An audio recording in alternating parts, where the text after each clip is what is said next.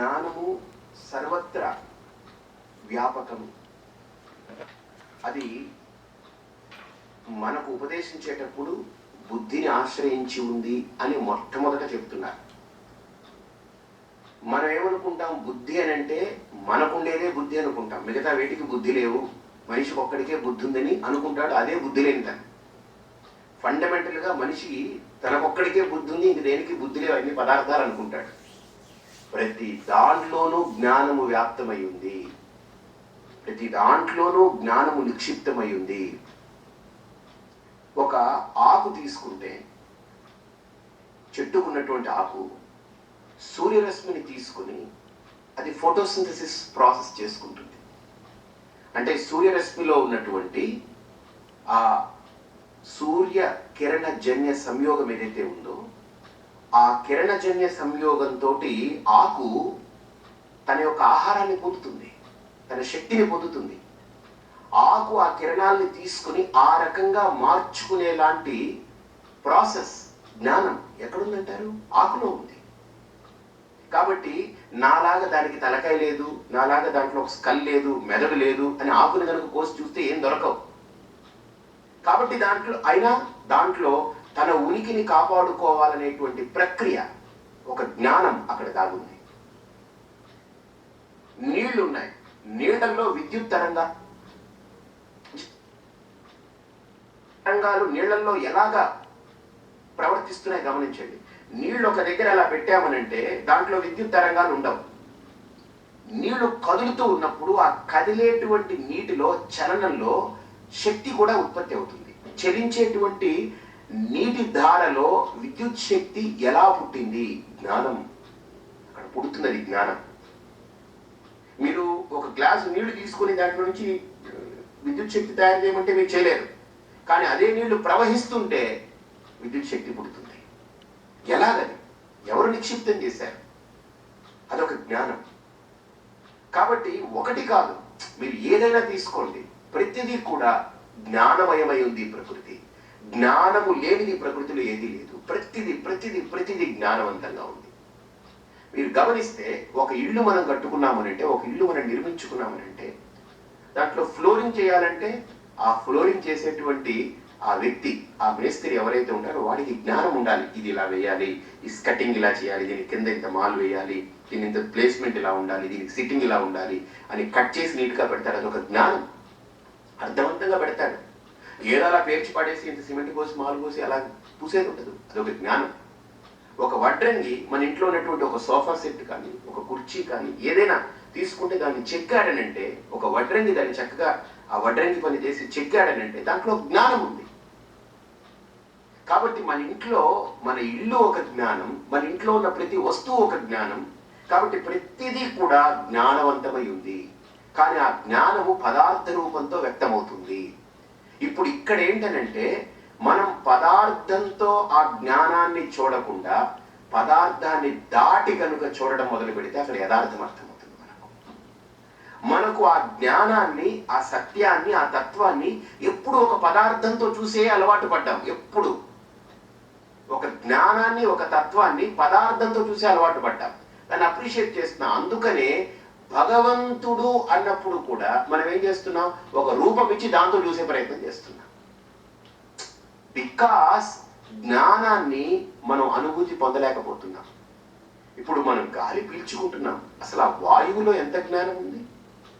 ఆ వాయువు మనం పీల్చుకోవటం లేదు, లోపలికి వెళ్ళిపోతుంది.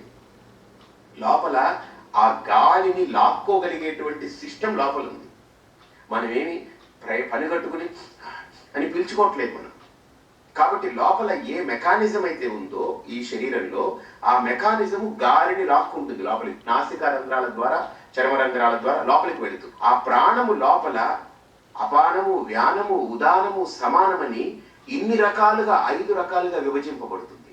గుండె కొట్టించుకుంటుంది, గుండె ఆడుతుంది, రక్తాన్ని పైకి లాక్కొస్తుంది, ఆ రక్తాన్ని శుద్ధి చేస్తుంది, దాన్ని మొత్తం శరీరంలో ఉన్నటువంటి అన్ని నాడి మండలాలకి దాన్ని సరఫరా చేస్తుంది. అలాగే ఆ ప్రాణమే మనం తిన్న ఆహారము లోపలికి వెళ్ళిన తర్వాత, మలమైన తర్వాత దాన్ని క్రిందకు నెట్టడానికి, మలమూత్రాదుల్ని క్రిందకు నెట్టడానికి ఏ అపాన వాయువునైతే మనం లోపల అది మన లోపల ఉన్నటువంటి పదార్థాలను నెడుతుందో అలా కూడా వాయువు పనిచేస్తుంది. కాబట్టి ఒక వాయువు అనేది అసలు సంచరిస్తున్నటువంటి ఈ మహావాయువు మహాప్రాణం లోపలికి ఎలా లాక్కోబడుతుంది, లాక్కోబడ్డటువంటి వాయువు ఇన్ని రకాలుగా ఎలా ప్రవర్తిస్తుందంటే అన్ని రకాలుగా ప్రవర్తించగలిగేటువంటి శక్తి ఆ వాయువులో ఉంది, జ్ఞానం ఉంది. కాబట్టి మన కంటికి కనపడని వాయువులో అంత జ్ఞానం ఉంది. మనం ఏంటంటే ఎంతసేపటికి జ్ఞానం అంటే కంటికి కనిపిస్తేనే జ్ఞానం అనుకుంటాం. జ్ఞానము కంటికి కనపడవలసిన అవసరం లేదు. అయితే మన బుద్ధి ఎప్పుడూ పదార్థాలతోటే అలవాటు పడింది కాబట్టి, పదార్థాలను చూస్తేనే ఉన్నట్లుగా మనం గుర్తిస్తున్నాం కాబట్టి, ఇక్కడ ఒక మంచి వస్తువు ఉందనేట అబ్బా ఎంత బాగుందో అని అంటాం. అంటే ఆ వస్తువుని అప్రిషియేట్ చేస్తున్నామని అంటే ఆ వస్తువుని కాదు, అక్కడ పదార్థాన్ని కాదు, దాని వెనక ఉన్న జ్ఞానాన్ని అప్రిషియేట్ చేస్తున్నాం. కాబట్టి మన బుద్ధికి ఒక పదార్థము చూడడమే అలవాటు పడిపోయింది. పదార్థ రహితంగా జ్ఞానాన్ని అప్రిషియేట్ చేయమంటే చేయలేకపోతుంది. అందుకనే ఒక విగ్రహాన్ని చూస్తే అబ్బా దేవుడు అని అంటాం. విగ్రహం లేకుండా దైవాన్ని అనుభూతి పొందనంటే మన మనస్సు పొందలేకపోతుంది. అంతే శక్తి ఇది. అంతే ఒక రూపంతో ఉంటేనే దేవుణ్ణి కూడా చూడడానికి ప్రయత్నం చేస్తుంది. ఎందుకని బుద్ధికి రూపాలని చూసి చూసి అలవాటు పడింది. అందుకనే మన పూర్వీకులు ఎంత గొప్ప తాత్విక చింతనాపరులనంటే, తత్వం దగ్గరికి ఒక వ్యక్తిని తీసుకెళ్లాలంటే దేవుడికి రూపం లేదు నువ్వు చూడు అనంటే వాడికి బుద్ధి అందదు. అందుకనే వాడు ఊహించుకుని అలా పడుంటాడు. ఊహలకు తావివ్వకూడదు. కాబట్టి ముందు భగవంతుణ్ణి ఒక రూపంతో మనకు చూపెట్టారు. మనకు ఏ రూపం పరిచయం ఉందో ఆ రూపంతో చూపెట్టారు. ఇప్పుడు భగవంతుడికి మనం ఇచ్చుకున్న రూపం ఏమిటండి చెప్పండి, ఒకసారి ఆలోచన చేయండి. మన ముక్కు, మన కళ్ళు, మన చెవులు, మన చేతులు, మనలాంటి అవయవాలే ఇచ్చాం అక్కడ. ఆయన దేవుడు అని అంటున్నాం. గమనించండి బాగా. అన్ని అలా ఇచ్చేసి ఆయనకి పెట్టే నైవేద్యం ఏంటి, వేరే మనం కొత్తది పెడుతున్నామా? మనం తినేవే పులిహార, చక్కెర పొంగలి, పప్పు, పరమాన్నం, వడలు, అప్పడాలు, వడియాలు, లేకపోతే లడ్డూలు, బూరెలు, ఇవే పెడుతున్నాం. అంటే మనం తినేవే అతనికి పెడుతున్నాం. మనలాగానే అతన్ని చెక్కుకున్నాం. అంటే అర్థం ఏంటనంటే మనం దైవత్వంలోకి ప్రవేశించడానికి ముందు, మనం దైవత్వాన్ని గుర్తించడానికి ముందు మనలో ఒక ప్రిపేర్నెస్, మనల్ని దైవత్వానికి అనుసంధానం చేస్తూ మన పూర్వీకులు మన కోసం ఏర్పరిచినటువంటి ఒక అద్భుతమైన ప్రక్రియ. ఎంత అద్భుతమైన ప్రక్రియ! అసలు ఈ విగ్రహారాధనే లేకపోతే అసలు ఈ ధర్మానికి మూలాలే లేవు. ఇంకా ఈ విగ్రహారాధనే ఈ ధర్మంలో మూలస్తంభంగా నిలబడింది. కాబట్టి ఇక్కడ దైవము అనేటువంటి ఒక భావనతో మనం రిలేట్ అవుతూ దైవంతో, భగవంతుడితో మనం కూర్చుని పూజ చేస్తూ, ఆరాధన చేస్తూ, అర్చన చేస్తూ ఇది పెట్టుకుంటున్నాం. అలాగనే ఒక విగ్రహం కాదు, ఒక ఫోటో మన ఇంట్లో పెట్టుకున్నాం. ఒక మంచి ఫోటో, మల్టీ కలర్లో ఒక ఫోటో ప్రింట్ చేసి పెట్టారు. ఒక అమ్మవారు అనుకోండి. ఏమిటంటారు ఇది? నిజంగా 4 కలర్లు, CMYK 4 కలర్స్. 4 కలర్స్ ఒక ట్యూబ్ ద్వారా వచ్చింది, ఒక్కొక్క కలర్. ఇంకొక మిషన్లో ఆ అమ్మవారి యొక్క రూపం ఏదైతే గీశారో ఆ గీయబడ్డ రూపం కంప్యూటర్ పిక్చర్ తీసుకుని కలర్స్ అంతా డిస్ట్రిబ్యూట్ చేసుకుంది. అక్కడ ఒక తెల్ల కాగితం మీద ఇలాగ గుద్దింది 4 సార్లు. ఎప్పుడైతే 4 సార్లు గుద్దిందో అమ్మవారు ఏ ఆభరణాలు వేసుకున్నారో, అమ్మవారి చర్మం రంగు ఏమిటో, ఆ క్లాత్ రంగు ఏమిటో, ఆభరణాలు ఎలా ఉన్నాయో, అందులో ఏ రాళ్ళు ఉన్నాయో, ఏ కలర్స్ ఉన్నాయో, అన్ని కలర్స్ ఈ 4 రంగులతోటి అమ్మవారి యొక్క రూపము తెల్ల కాగితం మీద ముద్రింపబడి వచ్చింది. ఇప్పుడు మనం దాన్ని ఫోటో కట్టాం. దానికి పసుపు పెట్టి, కుంకుమ పెట్టి, అన్ని పెట్టి దేవుడి గదిలో పెట్టాం. ఇప్పుడు దాన్ని ఒక ఫోటోగా చూస్తామా, అమ్మవారుగా చూస్తామా? దాన్ని అమ్మవారుగా చూస్తాం. అంటే మన సంస్కృతిలో మనల్ని దైవానికి దగ్గరగా చేయడానికి మన స్థాయికి మన పూర్వీకులు ఆలోచన చేసి మన స్థాయికి ఆ దైవాన్ని చేరువ చేయాలి అని అంటే ఇది ఒక గొప్ప మాధ్యమం అని ప్రక్రియ తలపెట్టి పెట్టారు మనకు. నిజంగా గుర్తుపెట్టుకోండి, ఆ ఫోటో పెట్టకముందు, ఆ ఫ్రేమ్ ఆ దేవుడి గదిలో పెట్టకముందు దేవుడు లేడా? ఉన్నాడు. ఇంకొకటి, మనం ఇంట్లో దేవుడు గది అని అంటున్నాం. మిగతా గదులు ఏం దేవుడివి కావా? అంటే అతనికి ఒక్కడికే రిజిస్ట్రేషన్ చేశారు. మీరేమన్నా ఇంట్లో చిన్నది ఒక 5/6 ఒక గది పెట్టి ఇది దేవుడు గదండి, ఇది నా గదండి అంటున్నారు. అంటే ఆ దేవుడి గది అదంటే దేవుడు అక్కడే ఉండాలని ఏమన్నా మీ శాసనమా? ఇంకా అక్కడి నుంచి ఇంకెక్కడికి రాకూడదు, నువ్వు ఆ గదిలోనే పడి ఉండాలని చెప్తావా? పిల్లాడికి చెప్తావు, గది దాటి బయటకు వస్తే కాళ్ళు ఎరగొడతావనంట. అలాంటి దేవుడికి ఏమైనా చెప్తారు, నువ్వు ఈ గదిలోనే ఉండాలి ఇంకెక్కడా తిరగకూడదని చెప్తావా? అవన్నీ కరెక్ట్ కాదు. కానీ ఇవన్నీ మనం చేసేటప్పుడు మన యొక్క భావన, మన యొక్క ఆంతరంగికమైనటువంటి ఒక అనుబంధము పరమాత్మతో అది పెంపొందించుకునేదానికి ఒక ప్రక్రియ మనకు పెట్టారు. ఆరాధన, పూజ, జపము, పారాయణ. నిజంగా దేవుడు గది అని ఎందుకు పెట్టారనంటే మనకు మన బెడ్రూమ్కి వెళ్తే నిద్రపోవాలనిపిస్తుంది, అదే డైనింగ్ హాల్కి వెళ్తే తినాలనిపిస్తుంది, హాల్లో కూర్చుంటే టీవీ చూడాలనిపిస్తుంది, బయటికి వెళ్తే 10 మందితో కబుర్లు చెప్పాలి, అసుగు చెప్పాలనిపిస్తుంది. కానీ దేవుడు గది అని లోపలికి వెళితే మన మదిలో దేవుడు తప్ప ఇంకొకటి ఉండకూడదు అని ఆ ఒక భావనని ఏర్పాటు చేయడం కోసం ఒక పరిమితత్వాన్ని పెట్టారే తప్ప నిజంగా దైవానికి ఒక పరిధి లేదు, దైవానికి ఒక పరిమితత్వం లేదు, దైవానికి ఒక గది అంటూ లేదు. అంతటా నిండి నిబిడీకృతమైనటువంటి తత్వం ఇందాక మనం చూసాం. కాబట్టి ఆ జ్ఞానాన్ని, ఆ సత్యాన్ని, ఆ తత్వాన్ని మనం గుర్తించాలి అనంటే, దానికి చేరువవ్వాలి అనంటే, దానికి దగ్గరకు వెళ్ళాలి అనంటే మనలో అర్హత పెరగాలి.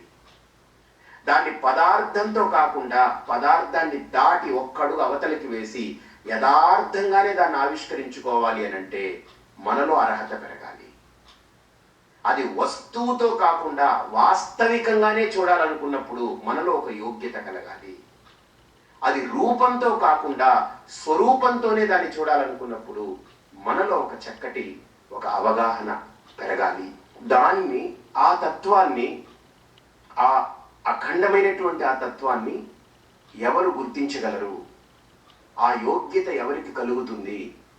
ఇక్కడ ప్రధానమైనటువంటి అంశం ఏంటంటే, ఇక్కడ యముడు యొక్క ఎంఫసిస్ అంటే యముడు ఒక్కడించి చెప్పేది, నొక్కి చెప్పేది ఏంటంటే, జ్ఞానాన్ని గుర్తించడానికి నీకు జ్ఞానం కావాలి అంతే. అజ్ఞానం ఉంటే అజ్ఞానాన్ని గుర్తించలేము. జ్ఞానము లేకపోతే ఆ తత్వాన్ని, ఆ అఖండమైనటువంటి జ్ఞానాన్ని నువ్వు గుర్తించలేవు. ఆ జ్ఞానం అనేటువంటి ఆ తత్వంలోకి నువ్వు ప్రవేశించలేవు జ్ఞానం లేకపోతే. కాబట్టి ఇక్కడ జ్ఞానాన్ని గుర్తించడానికి నాకు జ్ఞానం కావాలి అని అంటే నా బుద్ధి యొక్క సూక్ష్మగ్రాహ్యత్వం పెంచుకోవాలి. నా బుద్ధిలో ఒక సూక్ష్మమైనటువంటి శక్తి ఉంది. ఆ సూక్ష్మ శక్తిని నేను పెంపొందించుకోవాలి. ఇంతవరకు నా బుద్ధితో స్థూలమైన వాటిని గుర్తించడానికే శక్తిని పెంచుకుంటూ పోయాను. అంటే నా బుద్ధిని దేనికి ఉపయోగించానంటే స్థూలమైన వాటిని గుర్తించడం వరకు, అంటే నా కంటికి కనిపిస్తేనే ఉంది అన్నట్టుగా అనిపించుకోవడం. ఇప్పుడు నా బుద్ధికి కంటితో చూడక్కర్లేదు, జ్ఞానాన్ని అనుభూతము అయి ఏ తత్వస్వరూపమై ఉందో జ్ఞానము, ఆ దాన్ని అనుభూతి చెందడానికి నాకు వస్తువు అక్కర్లేదు, నా కళ్ళని నేను ఉపయోగించుకోక్కర్లేదు. కాబట్టి ఇక్కడ ఒక చిన్న ఎగ్జాంపుల్. ఇప్పుడు మీరున్నారా అని మిమ్మల్ని అడిగాను అనుకోండి, నేను అడగాలనుకోండి, నేను కళ్ళు తెరిచి చూసి అడగాలి ఇక్కడ ఎవరున్నారు అని. ఇక్కడ ఎవరున్నారు అని నేను కళ్ళు తెరిచి చూసి మీరెవరు అని అడగాలి, మీరున్నారా అని అడగాలి. అదే ఇప్పుడు నేను కళ్ళు మూసుకుని నేను ఉన్నానా అని నన్ను ప్రశ్నించుకోక్కర్లే. ఎందుకని? నేను కళ్ళు మూసుకున్నా కళ్ళు తెరిచున్నా నేనున్నాననే జ్ఞానం నాకు పూర్తిగా ఉంది. దానికి నాకు ఎవరి మీద ఆధారపడక్కర్లేదు, ఏ ఇంద్రియాల మీద ఆధారపడక్కర్లేదు. కాబట్టి నేను ఉన్నాను అని నా ఉనికిని నేను గుర్తించడానికి నాకు బుద్ధి కూడా వద్దు, కళ్ళు కూడా వద్దు, ఇంద్రియాలు వద్దు, ఇంకొక వస్తువు అక్కర్లేదు, ఏది అక్కర్లేదు. అలాగే జ్ఞానాన్ని, అఖండమైనటువంటి జ్ఞానాన్ని, తత్వస్వరూపమై ఉన్నటువంటి ఆత్మతత్వమై ప్రకాశించే జ్ఞానాన్ని గుర్తించడానికి కూడా ఏ ఇంద్రియ అపేక్ష వద్దు. అది వస్తువు కాదు, అది వాస్తవికమైనది, తత్వమైనది, సత్యమైనది. అందుకనే దాన్ని మనం బ్రహ్మ అంటే ఏమిటనంటే ఉపనిషత్తులు స్పష్టంగా చెప్పాయి. సత్యం జ్ఞానమనంతం బ్రహ్మ. భగవంతుడు అంటే ఎవరు అని అంటే ఎవరయ్యా? సత్యం. రెండవది జ్ఞానం. మూడవది అనంతం. సత్యము, జ్ఞానము, అనంతమే పరమాత్మ అయినప్పుడు ఈ రూపం ఏమిటి? ఈ చెక్కక ముందు దేవుడు లేడా? ఇప్పుడు ఒక రూపం చెక్కాము, ఇప్పుడు పెట్టాము, దానికి ముందు దేవుడు లేడా? లేడనంటే దేవుడు అసత్యం అయిపోతాడు. సత్యము అని అంటే ఎల్లప్పుడూ ఉండేవాడు. కాబట్టి ఈ రూపం చెక్కడానికి ముందు దేవుడు ఉన్నాడు, మలచబడ్డ ఈ రూపం ఉన్నప్పుడు దేవుడు ఉన్నాడు. ఒకవేళ ఈ రూపానికి ఏదైనా విఘాతం కలిగి పోయిన తర్వాత కూడా దేవుడు ఉంటాడు. అది సత్యం. కాబట్టి దైవానికి ఒక రూపం అనేది మనం ఇచ్చుకున్నటువంటి ఒక భావన, మనం సంభావన చేసుకున్నాం ఒక రూపాన్ని. ఎందుకనంటే మనకు రూపంతో ఉంటే మనం చూడడానికి సుఖంగా ఉంటుంది. అంటే మన బుద్ధికి, స్థూలాన్ని చూసి చూసి అలవాటు పడ్డ బుద్ధికి మన పూర్వీకులు కూడా స్థూలంగానే భగవంతుణ్ణి కూడా ముందు ఆవిష్కరించారు. ఆ తర్వాత మెల్లగా కొంతకాలం వీడు ఆ భగవంతుడనేటువంటి దాన్ని నమ్మి ఆరాధన చేసి గురువు యొక్క ఉపదేశంతో